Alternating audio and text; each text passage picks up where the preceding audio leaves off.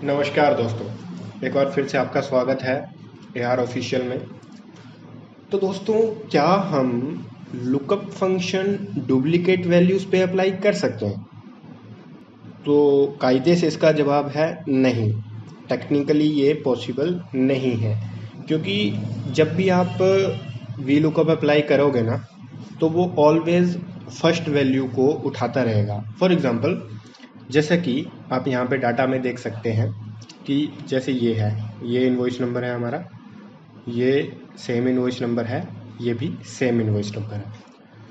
तो जब मैं यहाँ पे अगर वी लुकअप लगा भी दूँ ना, तो ये ऑलवेज जो फर्स्ट वन है वो हमेशा फर्स्ट वन को ही पिक करके रिजल्ट शो करता रहेगा, जो कि हमको नहीं चाहिए।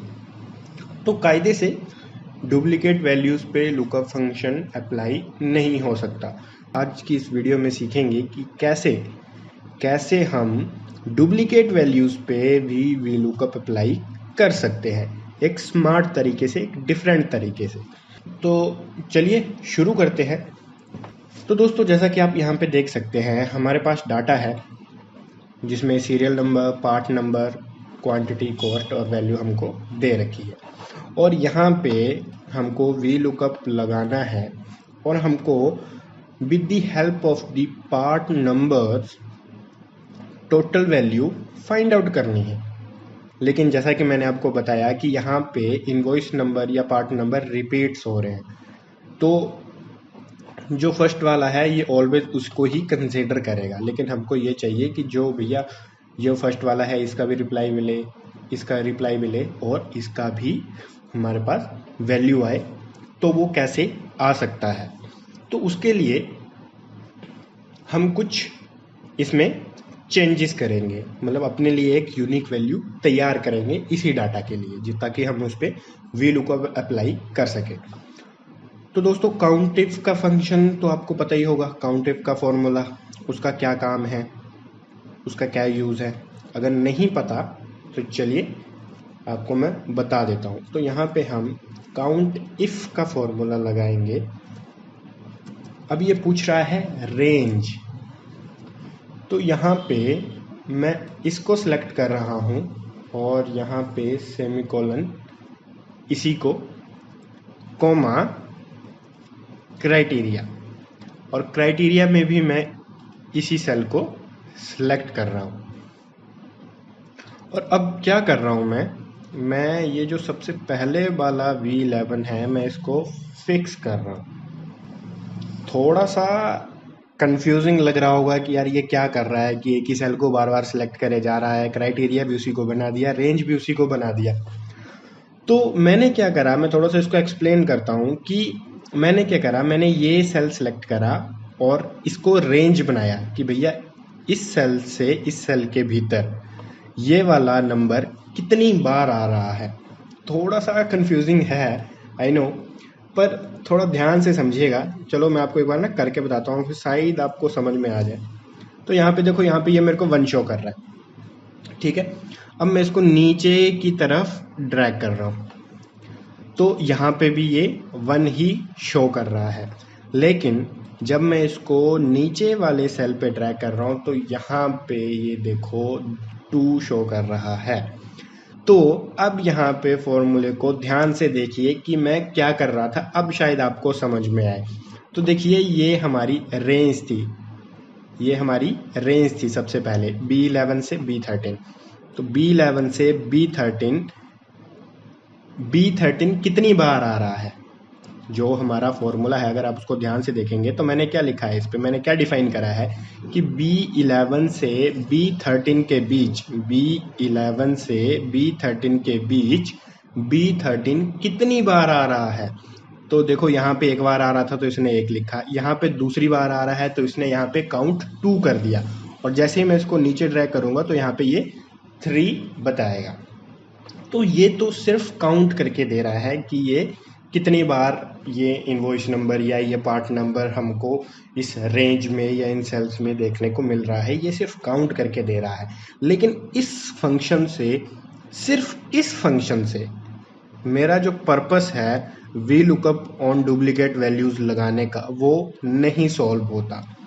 तो उसके लिए मैं क्या करूँगा, उसके लिए मैं क्वांटिटेटिव फॉर्मूले का यूज़ करूँगा। अब आप बोलोगे ये कौन सा फॉर्मूला आ गया यार, बहुत लंबा नाम है। मैं आपको एक बार इसकी देखो यहाँ पे ना मैं आपको बताता हूँ, बहुत लंबा इसका जो नाम है और डिफ़िकल्ट है थोड़ा सा। तो यहाँ पे आप देखोगे कॉनकैटिनेट, जो इसका फॉर्मूला है, यहाँ पे देखो इसका क्या लिखा हुआ है, joins several text string into one string. यानी कि इसका काम है कि दो अलग अलग सेल्स में अगर कोई डाटा है तो उसको एक साथ करके ये हमको दे देगा। लेकिन इसका भी एक जो है हमारे पास पायरेटेड, जिसको बोल लो कि अगर ये ओरिजिनल फॉर्मूला है तो हम ये थोड़ा सा याद करने में डिफ़िकल्ट है, तो इसलिए एक सिंपल फॉर्मूला है जो हम यहाँ पे यूज़ करेंगे, जो भी सेम यही काम करेगा।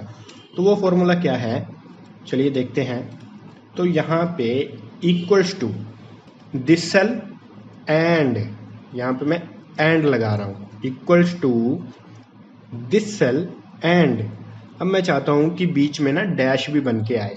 मैं समझना क्या कर रहा हूँ, मैं एज अ टेक्स्ट कंसीडर होता है फॉर्मूला के अंदर, तो इसलिए मैंने इसको, जब भी हम फॉर्मूला में कोई टेक्स्ट लगाते हैं तो उसको सेमी डबल इन्वर्टेड कॉमास के अंदर रखते हैं, तो इसलिए यहाँ पे मैंने डबल इन्वर्टेड कॉमास लगाया।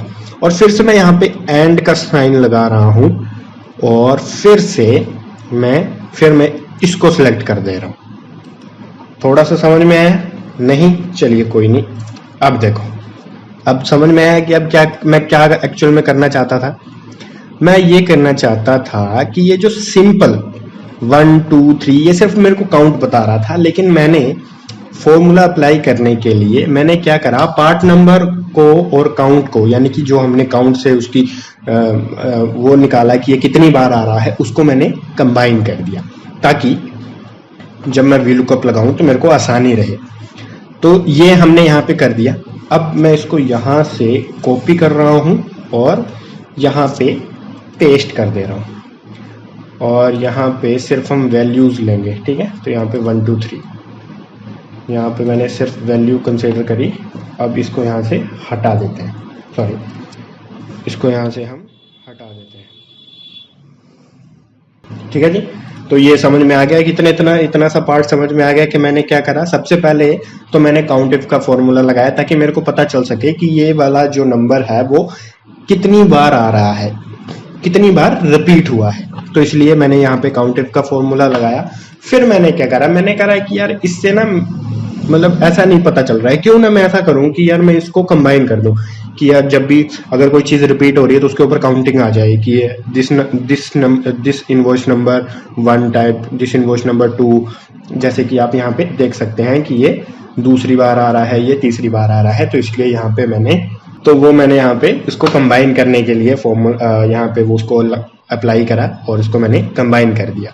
तो अगर आप ये चाहते हैं कि आप इस वाले फॉर्मूले पे अलग से एक वीडियो चाहते हैं कि मैं उस पे अगर आपको इसमें नहीं समझ में आ रहा है तो अगर आप बोलोगे तो मैं इस पे एक अलग से टॉपिक बाद में बना दूंगा। पर अभी के लिए आप जस्ट इतना समझ लीजिए कि इसका सिर्फ इस फॉर्मूले का इतना काम है कि ये दो सेल्स को एक साथ कंबाइन करके दे देता है और कुछ नहीं, ठीक है जी। तो उसके लिए हमने एंड फंक्शन का यूज कर लिया, तो वो भी सेम उसका इस फॉर्मूले का वो अल्टरनेट फॉर्मूला था। तो अभी क्या है कि जब मैं यहाँ पे VLOOKUP फॉर्मूला लगाऊंगा और इसको as a lookup value consider करूंगा तो वो रिजल्ट फाइंड आउट नहीं करेगा, क्योंकि यहाँ पे वो चीज नहीं है मेरे पास। तो इसलिए मैं क्या करूंगा, पहले यहाँ पे भी मैं लुकअप वैल्यू सेम इसके जैसे क्रिएट करूंगा, लेकिन यहाँ पे हमने अलग अलग करा, यहाँ पे हम एक साथ करेंगे। कैसे, आइए देखते हैं। इक्वल्स टू, सबसे पहले हम दो सेल्स को एक सेल्स में कन्वर्ट करने वाला फॉर्मूला लगाएंगे। तो equals to this cell and double inverted comma hyphen, ठीक है। और यहाँ पे मैं लगा रहा हूं एंड। अब मैं यहाँ पे उस टाइम पे तो मेरे पास यहाँ पे ये दे रखा था, ठीक है, लेकिन अभी क्या है, अभी ये मेरे को फाइंड आउट करना है कि ये कितनी बार रिपीट हो रहा है। तो यहाँ पे मैं काउंट इफ का फॉर्मूला यहाँ पे लगा दूंगा, ठीक है जी। यहाँ पे मैं काउंट इफ का फॉर्मूला लगा रहा हूँ यहाँ पे, हाँ। सॉरी, यहाँ पे F2 पे जाएंगे, काउंट इफ, ठीक है। यहाँ पे हमने काउंट इफ का फॉर्मूला लगाया। तो अब ये पूछ रहा है रेंज। तो रेंज जैसा कि हमने इंडिविजुअली करा था, सेम इस पे भी वैसा ही करेंगे कि this cell to this cell criteria again this cell. तो इसको हम टाइप कर लेते हैं, अगर ऐसे नहीं आ रहा तो इसको हम अगेन टाइप कर लेंगे कि इस रेंज से इस रेंज के बीच में ये वाला सेल कितनी बार आ रहा है, और इसको हम यहाँ पे फिक्स कर लेंगे। यहाँ पे ब्रैकेट क्लोज कर देंगे और एंटर। इसको मैं बड़ा कर देता हूँ। तो यहाँ पे आप देख सकते हैं, ये आपको यहाँ पे बता देगा, जैसे कि यहाँ पे आप देखो, ये फर्स्ट यहाँ पे 1 आ गया, यहाँ पे इसने 2 कंसीडर कर लिया और यहाँ पे इसने 3 कंसीडर कर लिया। तो अब सेम हो गया मेरे पास, जो पार्ट नंबर थे वो ये मैंने बना दिया और ये, तो ये मेरी लुकअप वैल्यू बन गई। अब चलिए जल्दी से हम वी लुकअप का फॉर्मूला लगाते हैं और देखते हैं कि ये काम करता है कि नहीं। Equals to V lookup, lookup value जो हमने अभी अभी बनाई है, दिस वन, ठीक है। इसको हम फिक्स नहीं करेंगे क्योंकि हमको नीचे कॉपी करना है, कोमा टेबल एरे। अब टेबल एरे को हम यहां से कंसीडर करेंगे, तो यहां पे हम कंसीडर करेंगे। अब यहां पे एक चीज देखो, ये जब भी देखो, जैसे मैं इसको सिलेक्ट कर रहा हूं, यहाँ पे देखो ये 1R इंटू 6C लिखा हुआ आ रहा है। तो यानी कि 1 रो और 6 कॉलम मैंने सिलेक्ट करे हैं। तो जैसे जैसे मैं नीचे करूंगा तो अब रोज की संख्या जो है वो बढ़ती रहेगी। तो इससे भी आप अपना जो कॉलम इंडेक्स नंबर है वो यहाँ से भी फाइंड आउट कर सकते हैं, पर मैं इसको अभी पूरे को कंसीडर कर रहा हूँ, ठीक है, क्योंकि जो हमको चाहिए अमाउंट चाहिए वो लास्ट कॉलम में है। तो लास्ट देखो कॉलम नंबर कितना है, यहाँ पे कॉल इंडेक्स नंबर कितना है, 6। तो हमारा कॉल इंडेक्स नंबर भी यही रहेगा। तो यहाँ पे हम टेबल एरे के रेफरेंस को फिक्स कर देंगे, कोमा यहाँ पे कॉल इंडेक्स नंबर हमारा कौन क्या था, 6, कोमा एग्जैक्ट मैच के लिए यहाँ पे 0 लगा देंगे, ब्रैकेट क्लोज कर देंगे और एंटर। तो यहाँ पे आप देख सकते हैं कि इसने रिजल्ट फाइंड आउट कर दिया है। लेकिन अब मैं आपको एक चीज और बताना चाहूंगा कि अगर मैं यहाँ से ना इसको ऐसे सिंपली ड्रैग करूंगा तो ये क्या होगा, अभी यहाँ पे देखना, ये सिंपल जो इसका फॉर्मेट है ना वो चेंज हो जाएगा। अभी देखना इसको, ये मैंने इसको ड्रैग कर दिया तो इसने फॉर्मेट भी सेम कॉपी कर लिया फर्स्ट वाले सेल का।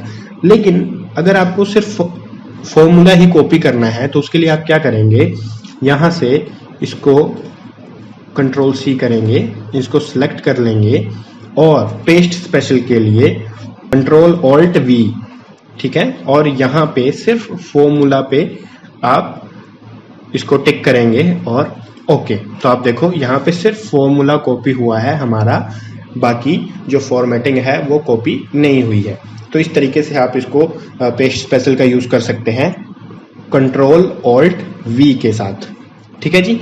अब यहाँ पे चलो इसको हम क्रॉस चेक कर लेते हैं। तो 546 जो फर्स्ट वाला है उसकी क्या वैल्यू है, 572, और 546 जो सेकंड वाला है उसकी वैल्यू कितनी है, 0, और 546 जो थर्ड वन है उसका वैल्यू कितना है, 103.87 और 103.87। तो दोस्तों इस तरीके से आप जो है वो डुप्लीकेट वैल्यूज पे भी VLOOKUP का यूज कर सकते हैं आसानी से। थोड़ा सा कंफ्यूजिंग था ये, जो मैं समझ सकता हूँ कि आपको ये चीज, ये कैसे क्या करा मैंने, ये रेंज एक ही सेल को बार बार सिलेक्ट करता रहा मैं, थोड़ा सा समझने में टाइम लगेगा, पर लेकिन प्रैक्टिस करोगे तो जरूर समझ में आएगी और ये भी समझ में आएगा कि ऐसा मैंने क्यों करा। तो आपने प्रैक्टिस करनी है जितने हो सके उतना, और कहीं पे अगर फिर भी कोई चीज समझ में नहीं आती है तो आप कमेंट कीजिएगा, मैसेज कीजिएगा आपको। और हाँ, अगर आपको इस फॉर्मूला पे, जो हमारा ये वाला फॉर्मूला था हमारा ये वाला जिसमें हमने 2 सेल्स को एक साथ कंबाइन करा था, तो अगर इस पे अगर आपको एक पर्टिकुलर वीडियो चाहिए तो आप मेरे को बता देना, मैं इस पे एक पर्टिकुलर वीडियो बना दूंगा, कॉनकैटिनेट, ठीक है, याद रखना है, मेरे को भी भूल जा रहा है, आप मत भूलना। पर इसीलिए मैं बोल रहा हूँ कि अगर आपको इसके ऊपर कोई वीडियो चाहिए होगा तो मैं इसका अल्टरनेटिव आपको बता दूंगा और साथ में इस फॉर्मूले को कैसे यूज करना है वो भी आपको बता दूंगा। आप कमेंट करके मेरे को अपनी राय दे सकते हैं। तो दोस्तों आज की इस वीडियो में इतना ही। उम्मीद करूंगा कि आप ये डुप्लीकेट वैल्यूज पे VLOOKUP लगाना सीख गए होंगे। प्रैक्टिस कीजिएगा तभी समझ में आएगा। इजाजत चाहूंगा अब आपसे दोस्तों, जय हिंद।